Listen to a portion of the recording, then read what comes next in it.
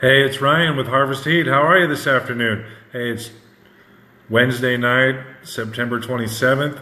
Just got a few updates. Wanted to share a few things with you, but I wanted to start with some spicy things you may not have known about salsa. I was cruising around the internet again. You know, I love it in that place. And I found some spicy information on Mental Floss. This is becoming one of my favorite go-to websites. But I thought this article was great. I just wanted to share it with you. And then I have some exciting news about our salsa giveaway and some product updates. So stay tuned. Salsa, without it, a tortilla chip just isn't a tortilla chip, and a taco isn't a taco. But did you know this about salsa? We today still make it like the Aztecs did, with tomatoes and chilies.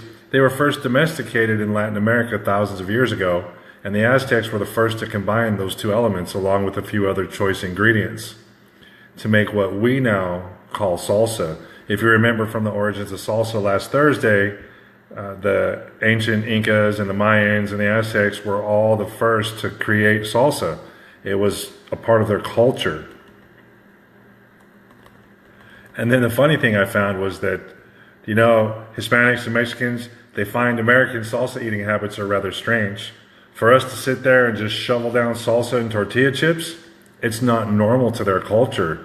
They use their salsas in moderation to add a little pep and a little spice and a little pizzazz to their foods, but to sit there and eat it by the chipful after chipful after chipful, it's foreign to them.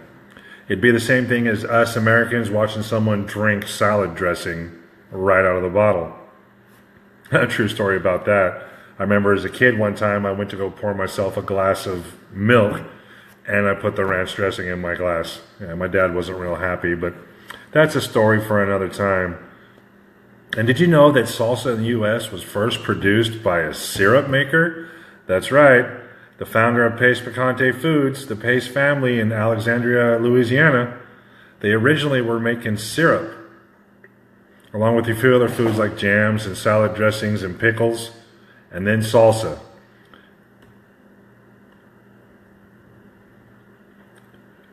And 25 years ago, salsa became America's top-selling condiment.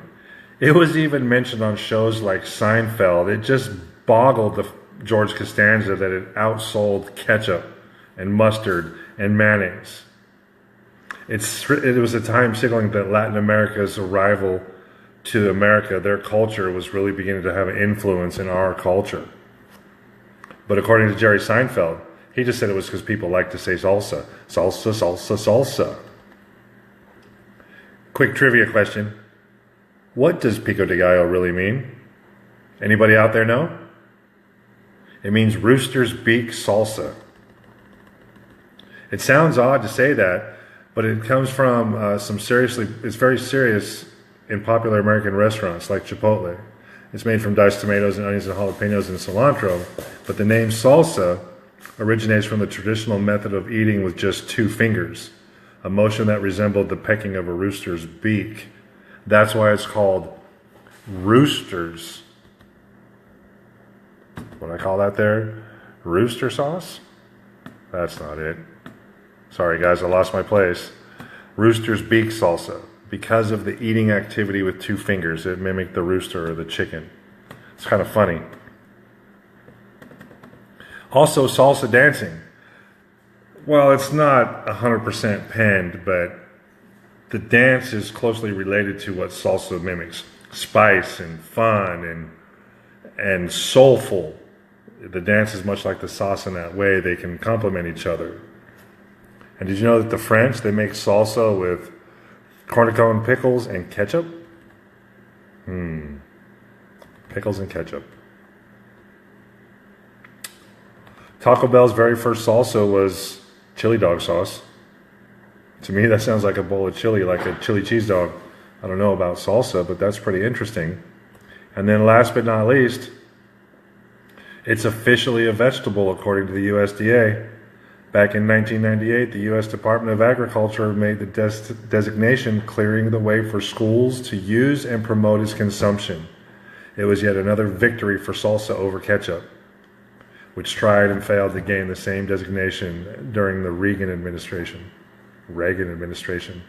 Anyway, I just thought you'd like those quick tips about the salsa. How's everybody doing tonight? I wanted to remind you that we got the free salsa for a year giveaway.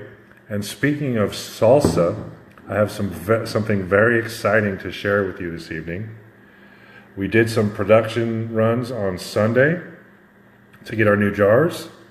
I found a local printer who just made me some mock-up labels. This isn't the actual final product, but we wanted to start showing what it's going to look like when it finally hits on store shelves. Isn't that just beautiful? The colors of the salsa, and they complement the colors on the label. What do you guys think? Let us know in the comments. Harvest Heat. We're coming soon. Only a few more weeks till we get our test results back from the FDA. A few more weeks. It's the government. Who am I kidding?